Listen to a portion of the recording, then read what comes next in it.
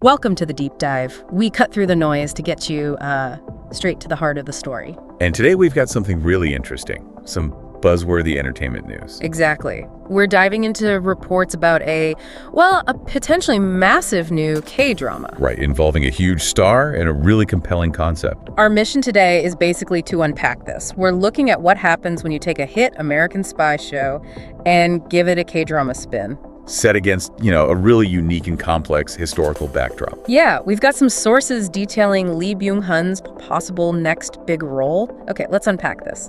There's a buzz about a new K-drama, and it involves one of the biggest names in the industry. So, the core news, the big reveal, Lee Byung Hun. He's reportedly in talks, maybe chosen, to lead a K-drama remake of The Americans. That's the American Spy series, ran for quite a while, 2013 to 2018. A critical darling. Really well regarded, so taking that on is bold. It truly is. And this K-drama version, it's apparently going to be called Koreans. Koreans, okay. Yeah, and it's framed as a spy drama, high stakes. Yeah. But taking that core idea and putting it in a totally new context. Which brings us to the setting. That's maybe the most intriguing part for me, a divided Korea. Exactly. How does that backdrop with all its history and emotion, how does that change the spy thriller formula compared to the original? Well, that's what's so fascinating here, isn't it? The potential for a really fresh, maybe even more poignant take. How so? The original Americans dealt with the Cold War, largely ideological, Soviets versus the U.S. Right. But setting this in a divided Korea, you're immediately dealing with the intense personal tragedy of separation, family split across a border. Okay, so loyalty isn't just abstract. Precisely. It's not just loyalty to a country or an ideology, but maybe to a lost home or, actual family members you can't reach. That could make the spies' choices, their moral compromises, even more harrowing. Absolutely. Every decision could carry these huge personal stakes, not just political ones. It could be a really unique exploration. Okay, so with that kind of premise, and a star like Lee Byung Hun possibly attached, it's not really surprising reports are mentioning a big budget. Right, a large-scale production. And aiming for a global streaming platform release. That really speaks to the ambition here. Definitely. And the talent behind the camera seems impressive, too. The director is reportedly Ahn Gil Ho. Oh, okay. He did The Glory, right. And Happiness, Stranger. That's the one. He's got a track record with complex characters and building tension.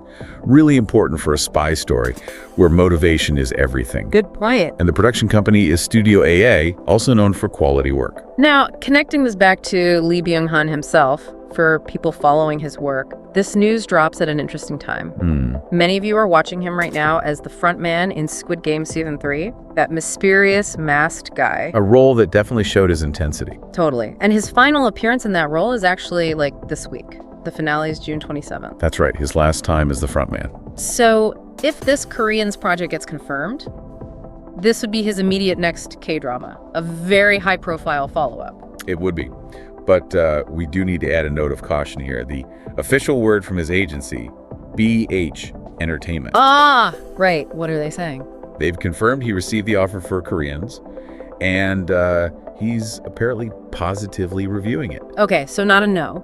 Not a no, but also not a yes yet. They explicitly said nothing has been confirmed yet. Gotcha. So industry buzz is strong, but it's not official. Standard procedure, maybe? Pretty much. Yeah. Especially for an actor of his stature, choosing the next project carefully. Still, even with that caveat, it shows how in demand he is. He's got other films lined up too, right? Yeah, beyond this potential drama, he's attached to films called There Is No Choice and I Believe in a Thing Called Love.